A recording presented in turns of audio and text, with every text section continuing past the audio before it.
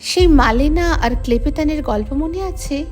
সেই যে দুই না মানুষের এক অসাধারণ অপূর্ব প্রেমের গল্প, ভালোবাসার গল্প। পৃথিবী এক অপূর্ব জায়গা। আমাদের চারপাশে ছড়িয়ে আছে এমন কত শত গল্প, কত শত দৃষ্টান্ত, যেগুলো কখনো আমাদের অবাক করে, কখনো ভাবায়, আবার কখনো একেবারে নতুন করে চিনতে শেখায় আমাদের খুব চেনা পৃথিবীটাকে। আচ্ছা, ভালোবাসা আসলে কি? কি চায় সে? ভালোবাসার মধ্যে কি সত্যি কোনো দাবি থাকে? অবশ্যই থাকে। ভালোবাসা শর্তহীন, কিন্তু তাতে দাবি থাকে স্বচ্ছন্দতার। এ হলো এমনই এক স্পেস যেখানে মানুষ আসলে নিজেকে খুঁজে পায়, আর তাই সে ভালোবাসতে পারে। এ দাবি পাওয়ার নয়, অধিকার করে আটকে রাখার নয়, এ দাবি আসলে একটু স্বচ্ছন্দতার, নিরাপত্তার, এমন একটা জায়গার যেখানে কোনো ভয় ছাড়াই নিজেকে মেলে ধরা যায়। কি ধরনের ভয়? অভিনয় করার ভয়, অপমানের ভয়, প্রত্যাখ্যানের ভয়, নিজেকে বারবার প্রমাণ করার ভয়। কারণ ভালোবাসা এমন এক আশ্রয় যেখানে আসলে মানুষ ধীরে ধীরে নিজেকেই খুঁজে পায়। তাকে অভিনয় করতে হয় না, নিজেকে প্রমাণ করতে হয় না, অন্য কারোর মতো হয়ে উঠতেও হয় না, অন্য মানুষকে খোঁজার জন্য কৈফিয়তও দিতে হয় না। এ যেন নিজেরই আর এক প্রতিফলন। এই ভালোবাসা রক্ষার দায়িত্বও কিন্তু থাকে। তুমি অন্যের স্বচ্ছন্দের জায়গা হয়ে উঠছ, কিন্তু অপর পক্ষের মানুষটাকে যে তোমাকে সেই স্বাচ্ছন্দ্য দিচ্ছে, সেই তোমার কাছে নিজেকে মেলে ধরতে প্রতি পদে পদে বাধা পাচ্ছে। সেই ভালোবাসাও কিন্তু তখন একটু একটু করে এক সময় অবহেলায়, অভিমানে দূরে সরে যেতে শুরু করে, খুব ধীরে, কখনো নিজের অজান্তে। থাক সে কথা। কিন্তু এই নিরাপদ ভালোবাসার শুরু কোথায় আসলে? এর শুরু সম্ভবত সে একেবারে প্রথম মুহূর্তে, যেদিন আমরা প্রথম এই পৃথিবীর আলো দেখি। মায়ের স্পর্শে, পরিচিত একটি কণ্ঠস্বরে বুকের কাছে নিশ্চিন্তে ঘুমিয়ে পড়ার সেই অনুভূতিতে। সেখানেই হয়তো আমাদের প্রথম শেখা হয় পৃথিবীকে বিশ্বাস করা যায়, কারো কাছে নিজেকে নিরাপদে রেখে দেওয়া যায়। আজকের গল্পটিও তেমনই এক গল্প, যেখানে আমরা প্রতিফলিত হতে দেখি সেই নিরাপত্তার অনুভূতির। শুনব ওয়েন আর মোজির গল্প। শুরু করছি। 2004 সালের 26শে ডিসেম্বর ভারত মহাসাগরের গভীরে একটি শক্তিশালী ভূমিকম্পের ফলে সৃষ্টি হয় এক ভয়াবহ সুনামি। এই সুনামির ঢেউ এশিয়া ও আফ্রিকার বহু উপকূলীয় অঞ্চল ধ্বংস করে দেয়। মানুষের পাশাপাশি অসংখ্য প্রাণীও এই বিপর্যয়ের শিকার হয়।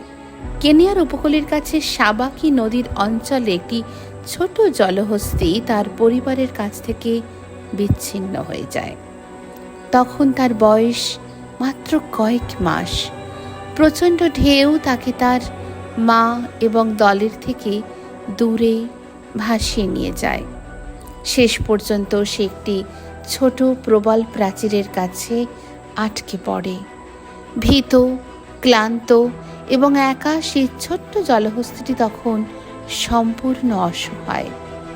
স্থানীয় মানুষ তাকে দেখতে পেয়ে উদ্ধার করার চেষ্টা করেন, কিন্তু ভয় পেয়ে যাওয়া ছোট জলহস্তিটিকে বাঁচানো সহজ ছিল না। অনেক চেষ্টার পরে অবশেষে উদ্ধারকারীরা তাকে নিরাপদে তীরে নিয়ে আসেন। তার নাম রাখা হয় ওয়েন, একজন উদ্ধারকারীর নাম অনুসারে। কিন্তু ওয়েনের জীবনের সবচেয়ে বড় ক্ষত রয়ে গেল। সে তার মা এবং নিজের পরিবারের কাছ থেকে বিচ্ছিন্ন হয়ে গিয়েছিল। এরপরে ওয়েনকে নিয়ে যাওয়া হয় কেনিয়ার মোম্বাসার কাছে অবস্থিত হ্যালার পার্ক নামের একটি বন্য প্রাণী সংরক্ষণ কেন্দ্রে। সেখানকার কর্মীরা জানতেন যে একটি ছোট জলহস্তির জীবনে মায়ের ভূমিকা কত গুরুত্বপূর্ণ। জলহস্তিরা খুব সামাজিক প্রাণী। ছোট্ট জলহস্তিরা তাদের মায়ের কাছ থেকেই নিরাপত্তা, আচরণ এবং বেঁচে থাকার শিক্ষা পায়। কিন্তু ওয়েনের জন্য সেখানে কোনো জলহস্তি ছিল না। তারপর ঘটল এক অদ্ভুত ঘটনা। হ্যালার পার্কে বাস করত একটি বিশালাকার অ্যালদাব্রার দৈত্যাকার কচ্ছপ, যার নাম ছিল মোজি। মোজির বয়স ছিল প্রায় 130 বছর। সোয়াহিলি ভাষায় মোজি শব্দের অর্থ হল বৃদ্ধ মানুষ বা প্রবীণ। সে ছিল শান্ত, ধীরগতির এবং একাকী জীবনযাপনে অভ্যস্ত। অন্যদিকে ওয়েন ছোট্ট, চঞ্চল এবং সদ্য পরিবার হারানো একটি শিশু। আকৃতি, প্রকৃতি, স্বভাব, বয়স, জৈবিক কোনো মিলই তাদের মধ্যে ছিল না। কিন্তু প্রকৃতি কখনো কখনো এমন সম্পর্ক তৈরি করে যা কেউ কল্পনাও করতে পারে না। যখন প্রথমবার মোজির কাছে ওয়েনকে নিয়ে যাওয়া হলো, সে অবাক করার মতো ভাবে সরাসরি মোজির কাছে চলে গেল। সে মোজির পাশে দাঁড়াতে শুরু করলো, মোজিকে অনুসরণ করতে লাগলো, তার কাছেই ঘুমোতে লাগলো। পরিচর্যাকারীরা বিস্মিত হয়ে দেখলেন ছোট জলহস্তিটি যেন এই বৃদ্ধ কচ্ছপের মধ্যেই তার হারিয়ে যাওয়া মায়ের নিরাপত্তা খুঁজে পাচ্ছে। আসলে ওয়েন তখন বুঝতই না যে মোজি অন্য প্রজাতির প্রাণী না অন্য কিছু। শিশুরা হয় এ পৃথিবীর সব থেকে সুন্দর, সব থেকে পবিত্র সৃষ্টি। তারা ভালোবাসাকে অন্য কোনো কিছু দিয়ে বিচার করতে জানে না। তারা তাকেই আঁকড়ে ধরে যার কাছে তারা নিরাপদ বোধ করে, স্বচ্ছন্দ বোধ করে। মোজির মনে কি চলেছিল, কেন সে বৃদ্ধ কচ্ছপের কাছে থাকতে শুরু করেছিল, এর উত্তর আমার জানা নেই। বিজ্ঞানীরা মনে করেন ওয়েন হয়তো মোজিকে তার মায়ের মতন ভেবেছিল, কারণ মোজির বড় শরীর, শান্ত স্বভাব এবং নিরাপদ উপস্থিতি ওয়েনকে তার হারানো পরিবারের কথা হয়তো মনে করিয়ে দিয়েছিল। হয়তোবা সে শুধুই বোধ করেছিল এর পাশে থাকলে আমি নিরাপদ অনুভব করি। ধীরে ধীরে মোজি ও ওয়েনকে গ্রহণ করে নিল। তাদের দেখা যেত একসঙ্গে হাঁটতে, একসঙ্গে বিশ্রাম নিতে, পাশাপাশি ঘুমোতে, একে অপরের কাছাকাছি থাকতে। ওয়েন মাঝে মাঝেই মোজির গায়ে মাথা ঘষত বা তার পাশে দাঁড়িয়ে থাকত। আর ধীর, শান্ত স্বভাবের মোজি যেন তার এই ছোট্ট বন্ধুর উপস্থিতিতে অত্যন্ত অভ্যস্ত হয়ে গেল।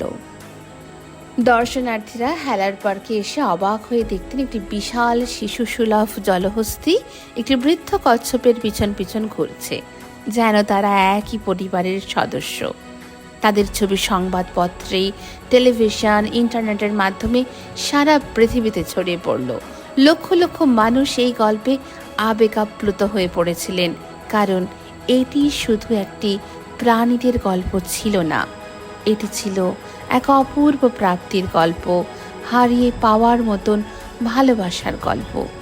জীবন যে ভালোবাসা ছাড়া চলে না, আর ভালোবাসা আসে সেখানেই যেখানে নিরাপত্তা বোধ থাকে, যেখানে এলে অস্বস্তি নয়, স্বস্তিতে শ্বাস নেওয়া যায়। ভালোবাসা হলো সেই স্পেস যেখানে অন্যজনের সাহচর্যে মানুষ আসলে নিজেকেই খুঁজে পায়। শিশুকাল হচ্ছে সব থেকে স্পন্টেনিয়াস এক সময়। মনের ওপরে তখনও চারপাশের প্রভাব পড়তে শুরু করে না। ছোট্ট প্রাণ আপনা হতেই যায় সেখানে যেখানে সে স্বচ্ছন্দ।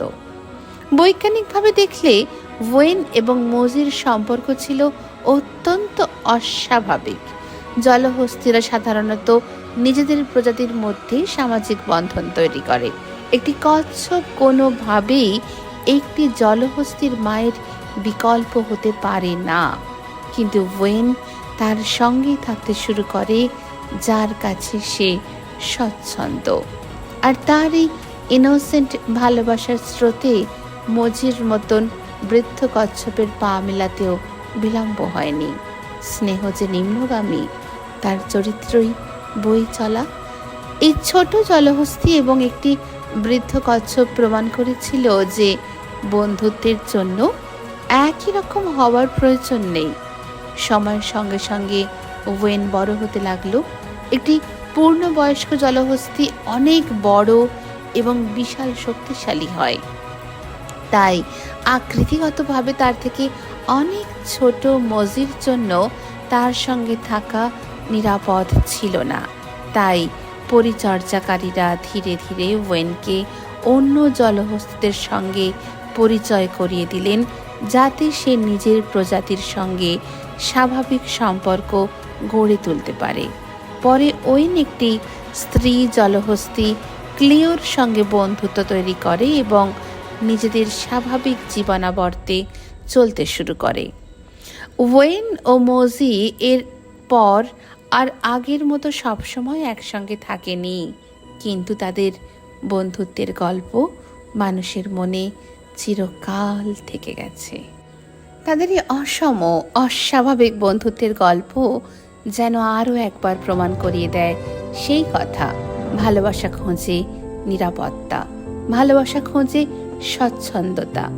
এই পৃথিবীতে ভালোবাসার মতন সুন্দর আর কিছু হয় না। সবাই খুব ভালো থাকবেন আর ভালোবাসতে থাকবেন। নমস্কার।